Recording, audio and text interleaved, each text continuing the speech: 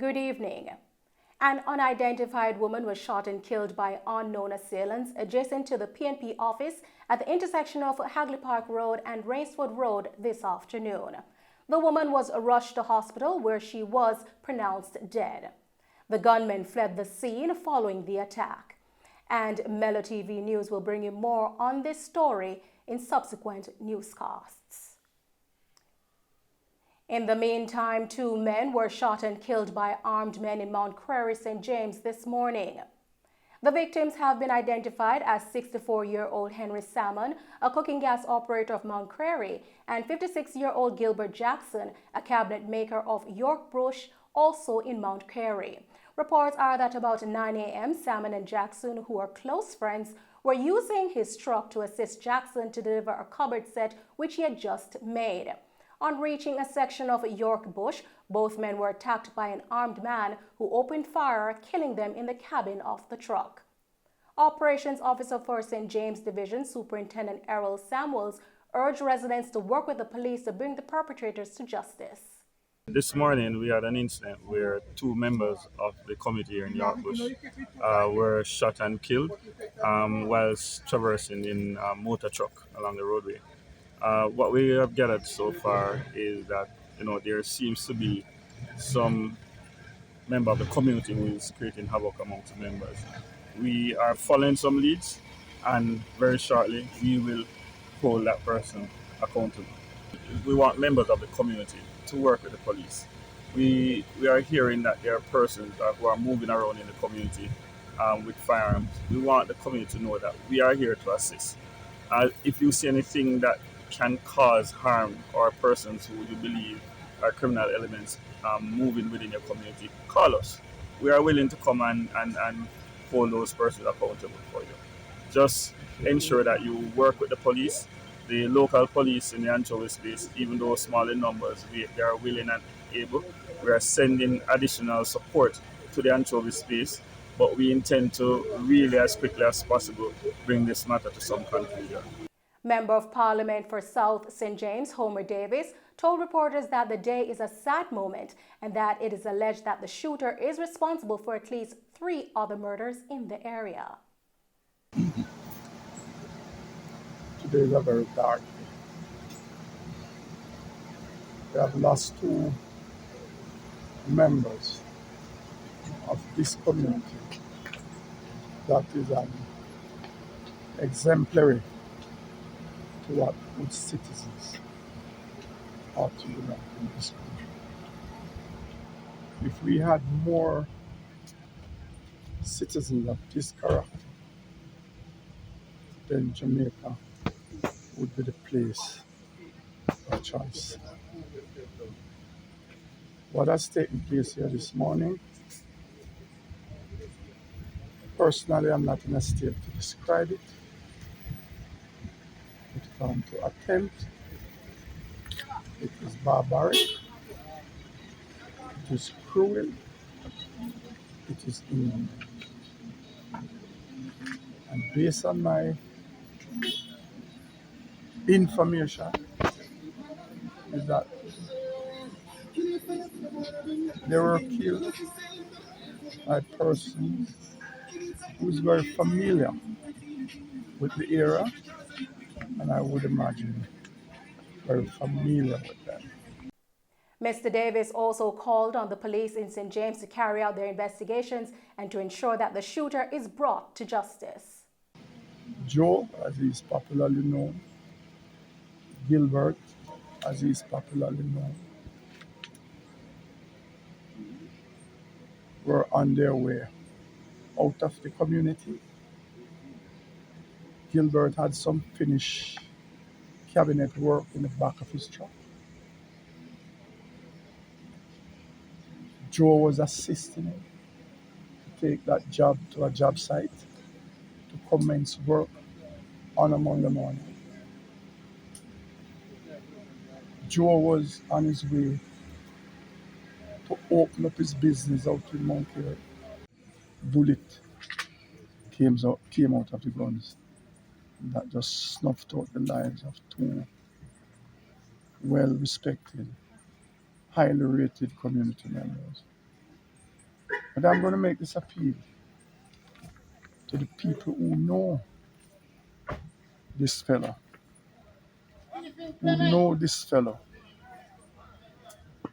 to give the support that is required.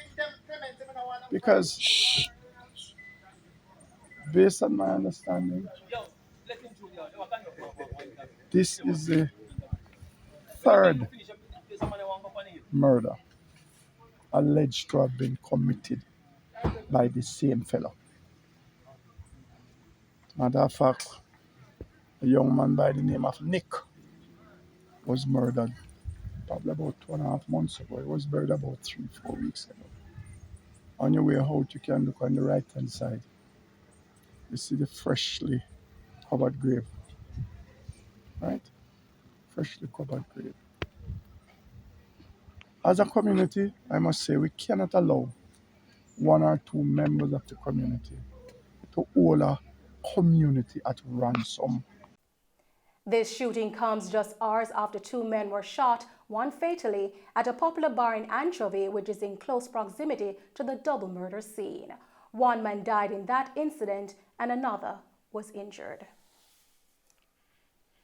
1 of 4 men suspected to have committed a murder in an area of Central Village, St. Catherine, known as 911 Lane, yesterday, was fatally shot during a confrontation when they were intercepted by the police as they fled the scene. The deceased man still remains unidentified. An M16 rifle was seized during the incident. Reports are that about 3:30 p.m., 4 men armed with rifles went to the community where they shot and killed 26-year-old Romario Maiton, an electrician of Gordontown, St. Andrew, and Central Village in St. Catherine. Senior Superintendent in charge of St. Catherine South Police Division, Christopher Phillips, explained what transpired after the gunmen attempted to escape and were confronted by the police team. About 3:25 this afternoon, the police responded to loud explosion heard in the 911 lane of Central Village area. The team came under heavy gunfire by 4 men armed with high-powered weapons. During that gun battle, or after that gun battle, 1 man was found suffering from gunshot wound and an M16 rifle taken from that person. Pretty early days, we have not identified those men as yet, and the investigations continue. We just want to appeal to the citizens within the Central Village area. Whatever information they have can assist us with the investigation to identify who these players really are.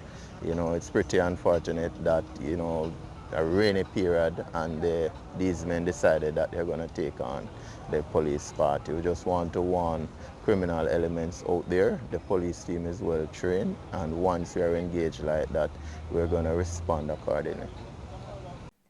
The police are maintaining a presence in the area and are urging the other 3 suspects to turn themselves in immediately. Persons with information that can assist the police are encouraged to contact the Portmore Police at 876-949-8422, Crime Stop at 311, the police 119 emergency number, or the nearest police station.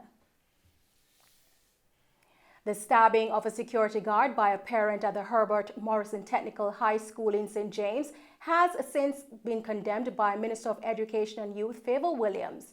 Minister Williams has declared outrage and totally unacceptable behavior regarding the incident, which occurred on Friday. The security officer reportedly made an attempt to stop a parent from visiting the school's grounds because he thought that her attire violated the dress code. A subsequent argument is said to have escalated as the parent allegedly insisted on being allowed to enter the premises. The parent reportedly stabbed the security guard with a pair of scissors. Minister Williams also stated that parents must set better examples for their children overall and has called on parents to ensure their children obey the school rules. Scores of commuters were left stranded after transport operators who ply the Stony Hill and Lawrence Tavern to Halfway Tree route in St. Andrew have withdrawn their service. They're reportedly protesting over poor road conditions. A police detachment had to be deployed to Halfway Tree to monitor the situation. The protest is all about ticket mainly. The ticket them affect the taximan them. Hold on. First and foremost, even if the man them say, all right then, them a group up some money, if you go pay the ticket, them a end up suspend the man in license same way. The man them now gonna have no job. Remember, you know, when you used to charge you $15,000 for one ticket whenever in the law book, you know. Right? A $1.8 billion like add up to a man used to pay and lawfully, you know. And we don't get back that money, you know. When you come so now and create some new ticket book now, with some fresher ticket, even more expensive. One ticket drop, seatbelt ticket drop from $1,000 down to $2,500. How can you operate a taxi and pay these tickets? Number one, you don't, it's not all of the police them have a conscience. Few of them. So you have some police who just issue the ticket like say, pick up the money off a ground to pay them. And when the police are stopping, when they put a North-Wadian Avenue mostly. There is no bus stop, but North-Wadian Avenue is a place so them low with to load. And let off and pick up. You understand? Hold on.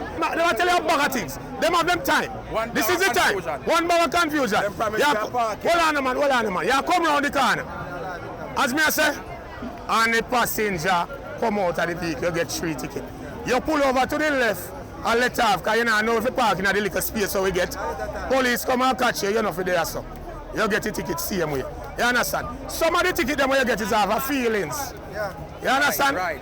Them personally, and some personal things some my police and deal with. The way them police are serious, I don't think the right police them come and North-Wadian Avenue to deal with traffic. Another taxi operator said that the police are being extremely unreasonable and they need to be treated with respect. Voicing our concerns of our bus being wrecked for things, which it is illegal. They said that the bus is too dark when the plate should have been removed. Your vehicle is being wrecked. They are taking it up, put on a record, take it to Elliston Road. They have to pay how much $1,000 for record fee. After it take you 2 days for work the money where a record collect from you in a half an hour. 2 days to work that money. When an officer take up your bus for 30 or 35,000, you have your family for support. How do you support your family? When you get excessive amount of tickets, how do you provide for your family? The Transport Authority and the police are operating under 2 different acts. Reason why I said that, a transport receipt is respected by the Transport Authority, who is the regulatory body of PPV operators. So why is the Transport Authority badge receipt is respected by the Transport Authority and it is not respected by the police? So we would like for that to be addressed. Meanwhile, the Transport Operators Development Sustainable Services, TODS, after a marathon meeting with bus operators in Kingston yesterday, advised that any demonstration by bus operators today do not have the blessing, support, or endorsement of TODS. In a statement late yesterday, TODS said that they want to make it very clear that they fully support the concerns of operators and advise them and pledge to take their concerns to the authorities at the highest level and to have them addressed. However, TODS said that there are operators who still insisted on carrying out their protest action and they have urged them to make good sense prevail. The deadline to register for the next voters list is Friday, September 30. The list is scheduled to be published on November 30, 2022. Individuals intending to become registered electors must apply in person at an Electoral Office of Jamaica EOJ constituency office. Applicants are advised to wear only bright or dark-colored clothing, no white or light colors, to have their photographs taken. Following the in-office application, the applicants will be visited by a team from EOJ to have his or her residence verified to complete the application process. Electors who meet the September 30 deadline expect to receive their voter identification card by mid-December. Individuals who register after September 30 will have to wait to be added to the May 31, 2023 list. There is no cost to apply for voter registration. Individuals who are already registered to vote should not reapply. To be eligible for registration, you must be a Jamaican citizen or Commonwealth citizen, at least 18 years of age, and must be ordinarily resident in Jamaica for at least 12 months prior to registration. The EOJ is also advising that scores of electors have not collected their voter ID card. The entity is therefore reminding individuals who renew their voter ID card to collect it from the pickup location as soon as the card is ready. The voters list is updated and published twice per year, May 31 and November 30. Over 29,000 names were added to the voters list, published on May 31 this year. The Ministry of Health and Wellness is investigating whether a recent death was caused by the monkeypox virus. This as the ministry is reporting 5 new monkeypox cases. The ministry says the cases were reported between September 7 and 12. This brings the total number of infections to 12. In other news this evening, major plans including an additional 5,000 hotel rooms are on the drawing board for the development of Negril over the next 5 years. Concurrently, Minister of Tourism Edmund Bartlett has hinted at Negril being given a status that will remove it from dual management it now has between Hanover and Westmoreland. Top-level discussions have started between multiple government, ministries and stakeholders of Negril on aspects of development to be rolled out over time. In the meantime, with tourism being a critical component, Minister Bartlett today spoke of some things to come as he gave a keynote address at the unveiling of a picturesque multicolored Negril welcome sign at the eastern end of the noted capital of casual resort. Minister Bartlett said the resort has been making a spectacular contribution, pulling in about 1/3 of the more than $3 billion earned by the industry so far this year, and with that, Jamaica has had its strongest and best ever summer tourism season with just one ended.